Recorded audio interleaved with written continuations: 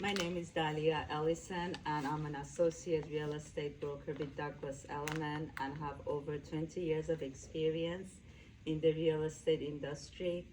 I want to share some guidelines with you regarding downsizing or needing to sell due to divorce. Used to be downsizing was considered as a negative event. However, this is no longer the case. Many sellers choose to downsize because they want to lower their carrying expenses so that they could move on to a different adventure in life, to start a different lifestyle, or perhaps even buy a vacation home in a different city. Whatever the situation is, there is a process to be followed and guidelines to follow in order to make the transition very smooth and easy for you. And when it comes to the divorce situations, most people agree that divorce is one of the most stressful events in people's lives. And because there is so much anxiety involved, I'm also going to share some guidelines which I'm hoping is going to bring some comfort for the people who need to go through this event in their lives. And of course, my downsizing and the divorce packets are very helpful. Please feel free to share it with your clients. I'll be more than happy to send you the digital version of these booklets so you could share with people. It will help them to get a better feel of how they need to begin the process, how to move forward, what actions to take, and feel where they need to be in life. We all need guidelines, we all need help, and if there is anything that we could do to make your clients' lives a little easier, it would be a pleasure to do so. I want to start by talking about questions that I'm very often asked these days. People approach me every day asking me, where are the buyers? Are they anxious? Are they still looking to buy? And how are the interest rates impacting the market? To give you the easiest and the most simple answer to this question is, yes, some buyers have become hesitant, some buyers have become cautious, but we still have many buyers who are searching, who need to move on. We have in Long Island so many buyers who want to come to Long Island from Brooklyn, from Manhattan, from Queens, because the standards with the academic level in our school districts is much higher in Long Island versus Brooklyn and Queens. So bunch of buyers and unfortunately no inventory. And this is where the challenge begins and continues. And also just to let you know, for people who are aware of this, I think most of us are, this is not the first time that we are seeing an increase in the interest rates. In fact, the low interest rates we have been experiencing in the past few years were not the standard. I remember in 1987, when I bought my first home, I was paying 12% interest rates. So buyers eventually will get used to the idea, they will adjust, they will move on with the process, and life goes on. So any little hesitations that is happening, it's all temporary, and eventually everything will adjust itself. So yes, we do have the buyers being a little cautious and on the fence, but we also have the potential sellers who could be very hesitant to sell at the same time, which is causing the low number of inventory. These sellers are afraid if they sell, most of them probably are paying very low interest rates, and they're concerned if they sell and they need to buy, then the interest rate is going to go up higher, and then what? At the end, if we see a change in the interest rates, we will see more buyer demand, and eventually a lot more inventory will come to the market. Because of all these dynamics that's happening, the chances are this year the value of the homes are going to stay pretty much flat.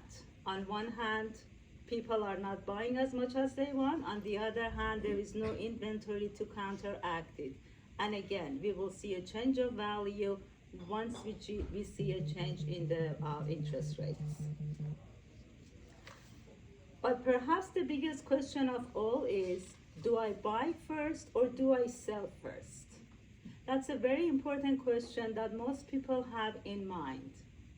If you are able to buy while you're still carrying your current home, you could either pay cash or carry two mortgages until your current home sells. However, most sellers feel very uncomfortable about doing that.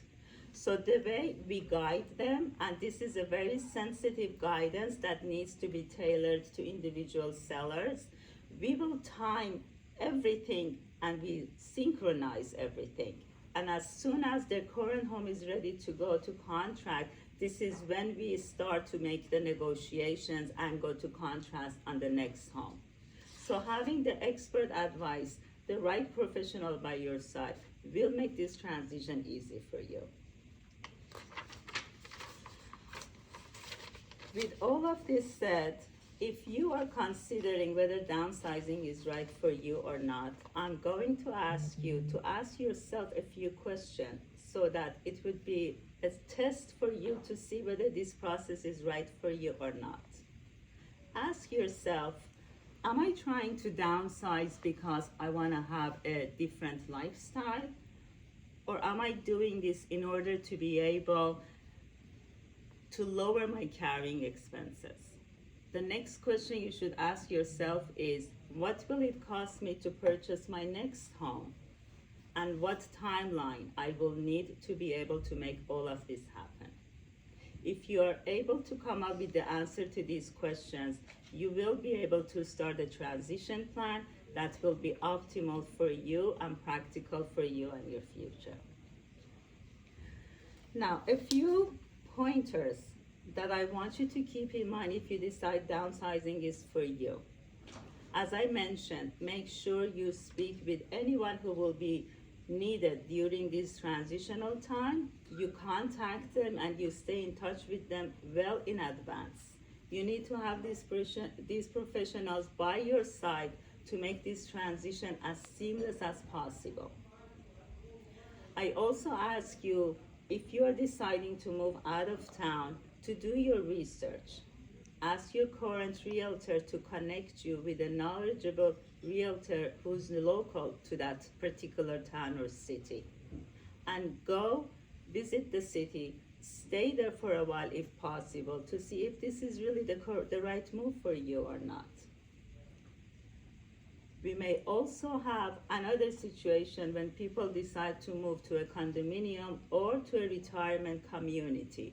And if this is the route you will be taking, I ask you please to thoroughly review all the documents and finances, which can sometimes take buyers by surprise if they do not really focus on all the points that is mentioned.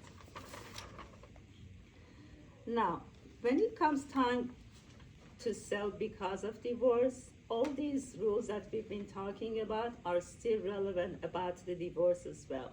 However, there are other important factors, legal, financial, tax implications, and so on and so forth, that needs to be considered during the divorce.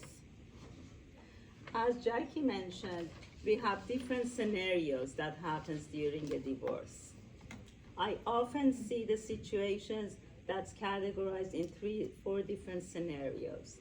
Sometimes we have both spouses agreeing on selling the property and splitting the proceeds for the losses. Sometimes we have spouses to agree that one will buy the other spouse out, or one will buy the other spouse out and then rent a portion of the house to the non-owner spouse. And we also have, which we have been seeing more and more often, the situations where the couple get a divorce, they don't sell the house, and they still continue to live under the same roof. That one is the most amazing situations I can see. There was a time that couples would just decide not to ever even look at each other. How amazing that they can keep peace, stay under the same roof, and probably bring a little more stability to the lives of their children by having that kind of a situation. I'm sure you have been seeing that more and more often these days. Absolutely. Actually, when you said that, I have a case where I have a client who is a brilliant computer engineer, but he's also a paraplegic and he's in a wheelchair. and he's brilliant. He's the breadwinner in the home, and his children are in the home, but he can't move out of the home, and his wife already has a new boyfriend that she's engaged to.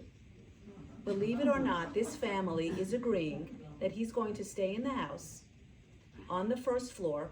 She's going to live in the house with her boyfriend and probably marry him, but it's the only way that he can support the family, pay the bills, and see his children.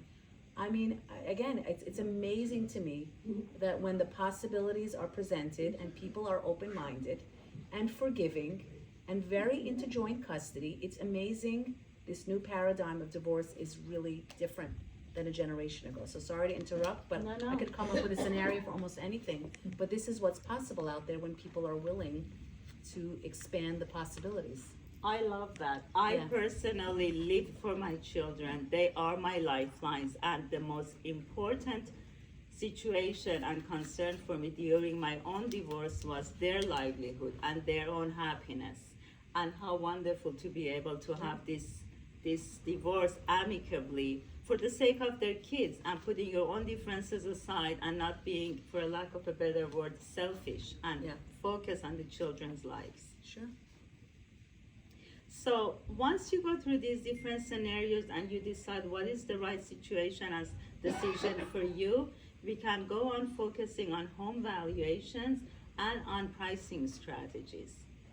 With home valuations, as I'm sure Jackie could tell you, courts many times request multiple appraisals in order to assess the fair market value. So I have 3 recommendations for pricing strategies. We can either price the property at the average of all the appraisals, which would be pretty much exactly what the fair market value is, or we can price it a little bit lower than what data suggests.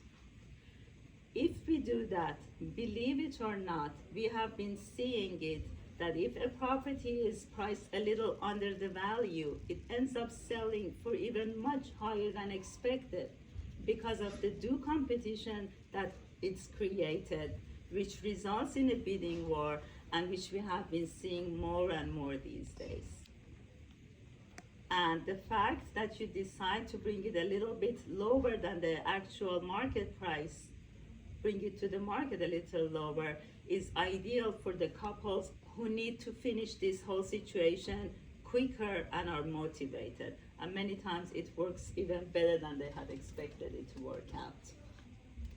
However, we do have situations where the spouses are not in a rush to move out of the house or even get a divorce, and they could take their time. This is when we add a little cushion to the selling price in order to leave some negotiation, especially if it's a known fact that this property is a divorce property. Unfortunately, buyers of divorce properties have an advantage because a lot of times these properties signal, for a lack of a better word, desperation and discount. So having a little cushion above it, if time allows you, it will help you maximize the dollar in your pocket if possible. Now, is there a way to avoid this taboo that may be attached to a divorce property? There are a few things I want to share with you so you could share with clients that could help us leverage this situation in their benefit. First of all, if it's possible not to share the news of the divorce with anyone, it's the best thing. The only person who really needs to know about it is your attorney and your realtor. Us realtors must follow the code of ethics, which means our fiduciary responsibility is to the seller, and whatever is spoken about between the seller and the realtor will always remain between the two of us. So if possible, keep it just among the few people.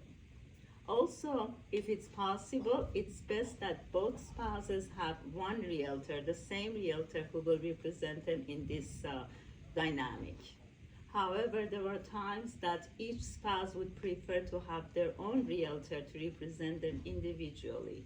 In those cases, the two realtors will work hand in hand to be able to bring the optimum result for both spouses. when it comes to the house itself, try not to give the appearance of a vacated house, vacated spouse. Keep both closets full. Try to have both his and hers stuff so that buyers, again, would not take advantage of the situation if it's a possible. So burning his clothes is not a good idea? Now, there are times that it's a well-known fact that this house is a divorce property, and if that is the case, I'm gonna ask you to advise your realtor to speak in a certain manner. You're gonna ask your realtor to tell all the potential buyers that yes, this is a divorce property. In fact, one of the spouses has already agreed to buy the other one out at a certain price, but they are willing to accept offers above that price. This way you're gonna be in a good position. Please make sure they understand that there are other offers on the table, so nobody would take advantage of either one of the spouses. Now, let's talk a little bit about when we are ready to bring the property to the market, and if it does need a little work, and if it's possible to do it, what you can do to boost the value of the home. You do not need to do a full renovation to give the house a facelift. Any little thing that can be done could impact the look of the house and make a big difference in how the buyer views the house. Little things like changing the countertops in the kitchen, or replacing the old appliance, or replacing a toilet in a bathroom, removing wallpapers and instead having a nice bright fresh coat of paint, or replacing your carpets with new ones which are neutral colors. These recommendations can be very practical, and you do not need to spend $1 million on it, but will definitely add a lot of value to your home if it's doable. Again, speak with your professional, let them give you the right advice so you would not have to spend any money if it's not necessary. Sometimes sellers have little things about the house that annoys them personally, and they think every buyer is gonna see it that way. But that's not the case. Let the professional come in and see it from the buyer's point of view, not from your point of view, because something that may seem to be a problem from your eyes may not even matter to the buyer. So again, it's best to have the right people by your side to help you throughout this whole thing. And most importantly, make sure that you declutter. And I can't repeat that enough. Declutter, declutter. You need to make the core of the house as minimal and as clean as possible so that buyers can see themselves living in that space. They do not want to see any reminder of other people's living. They want to be able to see a clean canvas and vision themselves being there. I have a lot of cleaning to do. We all do. Now, when it comes to the sale of the property, unfortunately, if it's not handled the right way, the sale price will suffer. And forgive me for repeating this, please make sure you have the right advisors, the right professional by your side to make this whole transition seamless and leverage the situation no matter what kind of a market we have to your benefit. Have the right attorney by your side. Have the right wealth advisor by your side. Have the right mortgage broker and lender by your side. And most importantly, always consult with your CPA or your tax attorney. With them by your side, you are equipped to conquer anything and maximize your dollar. You get well educated in every aspect, and they will be there to guide you every step of the way. So I want to thank you. I'm sorry if I've given you a headache. I end up talking more than I should be. No, it's wonderful. But if you ever consider selling your home, or even if you're curious, or any of your clients are curious just to know what the value of their home is, feel free to reach out to me. I encourage you to come to me for a very private conversation. I'd be happy to share as much information as I can with you or with your clients to give you a more clear direction so you know what you want to do and where you want to go. Meanwhile, the handouts should also help you and your clients in terms of the direction you want to take in the future. I want to thank Carrie for hosting us tonight at Encore. Thank you so much. I want to thank all of you for being here. I want to thank Jackie and Aviva for their expert advice. And I'm looking forward to connecting individually with each and every Yeah. one of you. Thank you so much, Dahlia. There's extra handouts outside. Please make sure you take one for yourself and a friend because I really think they're really top-notch handouts that Dahlia brought. And please stay afterwards because we're going to do a little networking. There's a few people here that do mortgages. I know Renee does. Renee from Centerpoint. Anyone else do mortgages? Okay, from Chase and also Robert, right? Okay, so maybe we'll connect afterwards because that's a very good connection for all of us. Okay, so over to Aviva Pinto. Thank you. So, hi everybody, I'm Aviva Pinto and